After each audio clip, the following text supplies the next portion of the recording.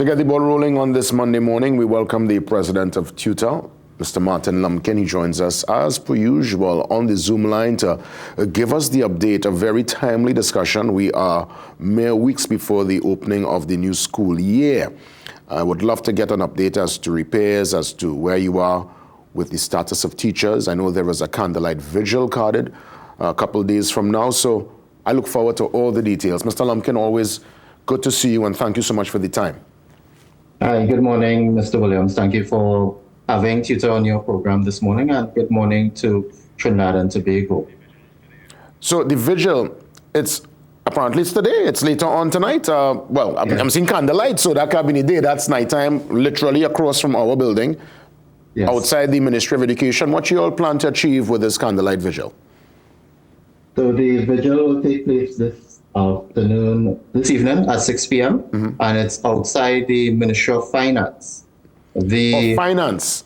Yes. Okay, yes. So that is more waterfront side, Wrightson Road? Wrightson Road. Well, we may be on Independence Square, Brian Lara Promenade side, okay. Outside there. Okay.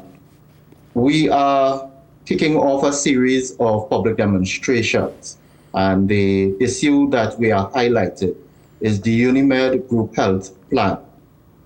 Our members have been reporting that they are languishing under the plan presently. Some of our members are attempting to opt out of this mandatory plan, and the plan is an employer's plan, government plan for the employees.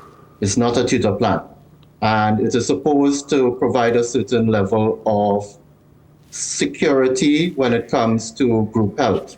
As you know, teachers go through a lot of stress during the term and would require medical assistance every now and again. Some have chronic issues that they deal with, and they need to access the health plan in order to buffer, in order to assist them with the cost of medicals and medical supplies and services, etc. In the past, the length to get back your claim, your check in your hand, would have been somewhat 4, probably 6 weeks for the most. For the last year, our members have been experiencing a waiting period of over 13 months, and that is unacceptable. Some are really depending on the plan to assist them in purchasing their monthly medicals and their monthly drug supply. We take note, though, that major medicals are being looked after. However, the average contributor, the average insured person, does not get back their claims within a speedy period. And so we have started the public demonstrations with a candlelight vigil outside the Ministry of Finance. We are calling on the powers that be to take note, but we are also calling on the Almighty to also assist us, because we are looking at any form of assistance. So we're going to start off with calling on the Almighty to assist us. And we are outside the Ministry of Finance because it is the Minister of Finance who represents the employer, and in this case, who would make decisions on the UNIMED plan. You'll expect a massive turnout later on this evening? What's the feedback you're getting? Okay, so we have called out the central executive of TUTA at this time. So it's not going to be like a massive showing at this time. So we want to build it, and so we have called out the central executive, which is roughly about 30 persons, and any other persons who feel inclined to join us, who have been affected by this plan, so that we can join our voices. Well, we won't really be marching as such, but collectively our presence will send a message. Of course.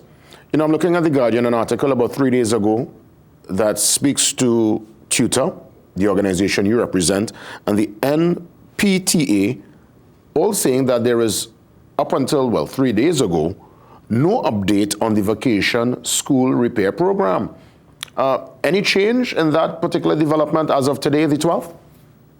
Unfortunately, Mr. Williams, I have to report that there has been no change in that situation and the status to which we would have reported, which is quite unfortunate because every year we have this period of 2 months where the school is virtually unoccupied. And it is the period by which the major repairs or even minor repairs can take place without disrupting the school activities. And we were quite disappointed when we met with the Minister of Education, and that was early, about the second week of the vacation. And we sought an update from the Honorable Minister as it pertains to the vacation repair program. We were not given any list, and the information that we got is that the funding for that program has to be released before they can start any such programs.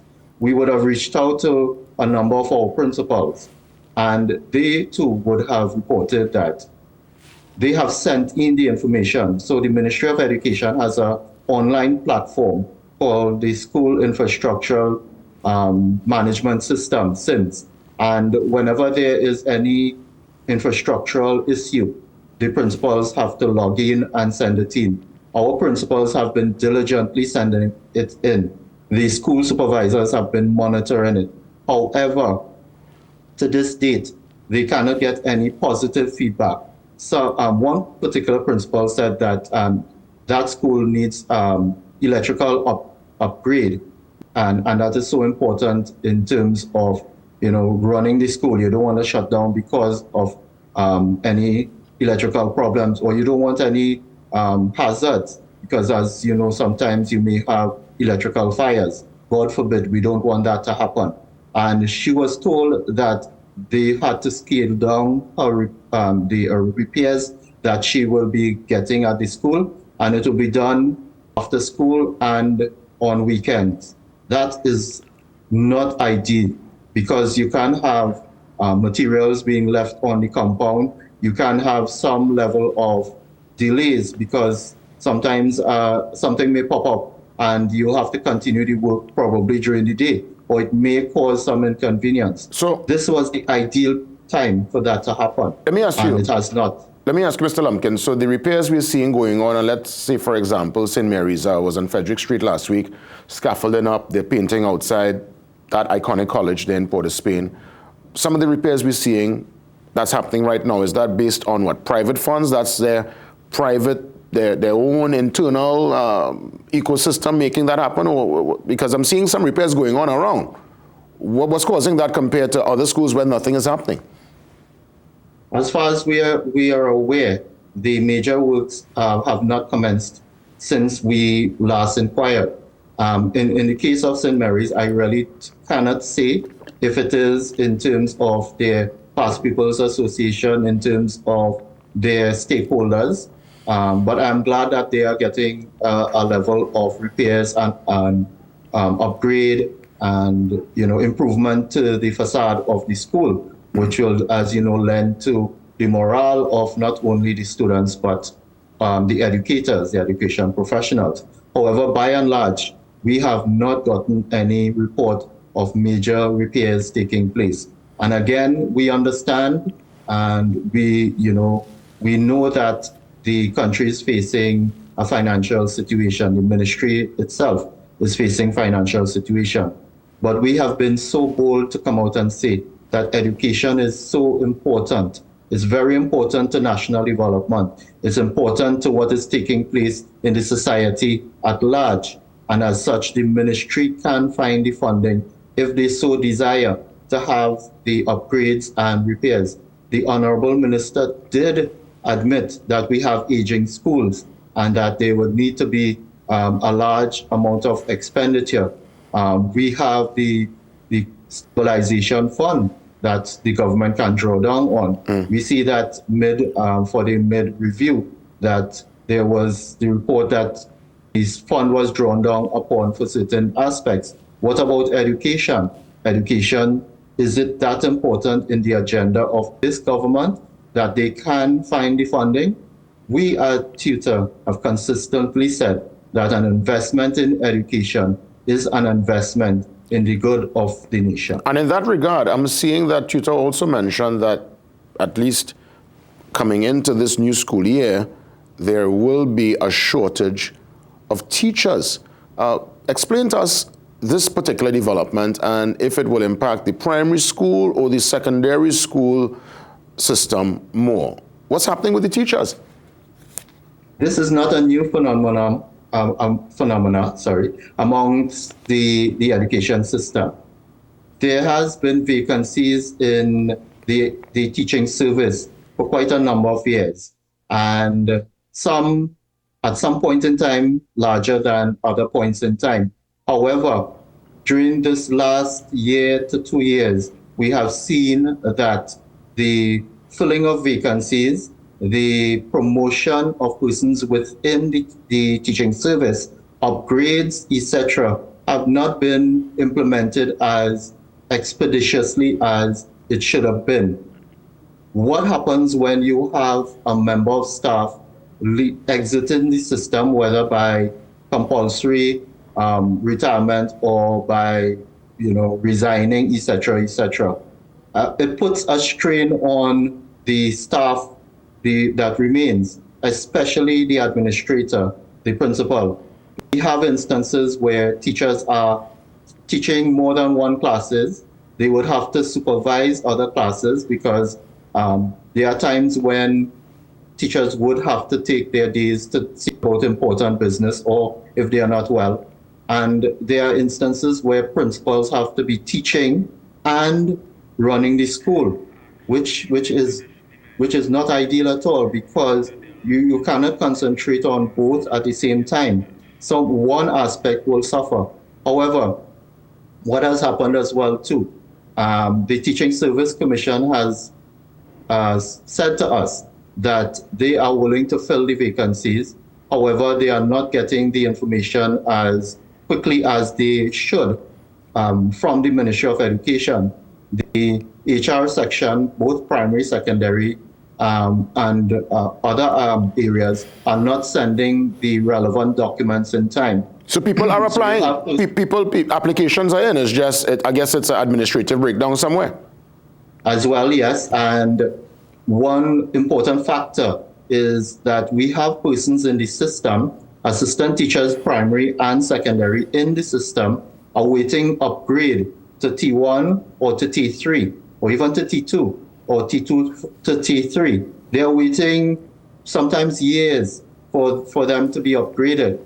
And so they are temporary in the system, deemed temporary, and they are just awaiting upgrade, and the Ministry of Education is not moving as expeditiously as they should in order to have them upgraded. And then recently, there would have been advertisements for the filling of vacancies of certain government primary schools.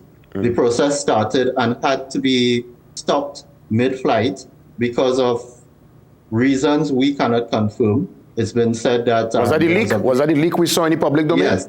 Yes, that... and explain to me, how that happened? What? It's an exam people have to do, and what? Folks found out, folks got the questions beforehand? What went on? It may be a case of that. I cannot confirm. So for the interviews, you would have a panel, that will interview you for the position. And it's alleged that the questions and answers will leak to certain persons. We cannot verify that at this time. However, we wouldn't, venture to say whether or not. However, what it has done is put a spoke in the wheel, and it will further delay the appointment of those persons to the vacant positions. In the interim, the ministry did say to us that they are looking to to upgrade persons who are in the system, and then they will appoint new persons. But that is taking too long. And when school reopens in roughly 2 weeks' time, 2 to 3 weeks' time, you're going to have shortages in the schools, and the schools are going to be faced with supervision issues as well as delivery of curriculum. This is very time sensitive. I want to ask you before we wrap things up, do you believe, President Lumpkin, that the ministry cares? That is a. There are areas in which we are seeing the ministry performing well, and there are areas that the ministry needs to improve on. We understand the challenges by which the ministry faces. Sometimes it is in terms of the number of persons they have dedicated to certain tasks. However, we feel that much more can be done. At times, we are frustrated by the process and the bureaucracy that takes place. And we believe that in the way they treat some issues expeditiously, they can with others. When it comes to teacher issues and the filling of vacancies, they have a process in which they need to take part in, and they need to do that as quickly as possible. And as well in the UNIMED area and other areas as well, certain HR issues they need to improve. But by and large, we understand the challenges, we work with them, but we are getting frustrated because our members are getting frustrated at this time. I can only imagine. I want to ask you, and I really wanted to get a sense of the hiring process, because I know you mentioned there are some administrative hiccups right now. Now, we will never know what's in somebody's heart. I believe teaching is a vocation, it's a calling, and we want the right people there. Is the process right now, that due diligence that is in place, applicable to really find the people who are doing this? Yes, I know we have certain things to work out, as you mentioned, the health package and the remuneration, and everything must be, you must feel secure in your job. But we're just talking here the basic heart and soul that we remember when we were going to school, the kind of teachers, that kind of standard we had back in the day. Does that exist now? Are we getting the best people to interact and to really inspire and lift our children? The process by which we recruit our teachers, our educational professionals, is the same as over 20, 30 years. And good HR practices would dictate that we review these processes as often as possible. By and large, we are getting dedicated persons coming on board, but we do have persons who are in the profession, not for the sake of the profession, but to just have a job. We are seeing it far too often, even if it's one person who's not dedicated and does not have the heart and the soul of education in them. But I would say that the system also needs to be such that it can have the necessary training and exposure to help persons change. I will say personally, teaching was not my first calling. However, I'm in it for nearly 34 years, and I've grown in the profession. I have had mentors and persons who I look up to who would guide me, and we need more of that. And we need to ensure that the relevant training is put in place so that persons who are willing to continue will be upskilled and upgraded. But those who are not willing to continue, we attempt to reform them.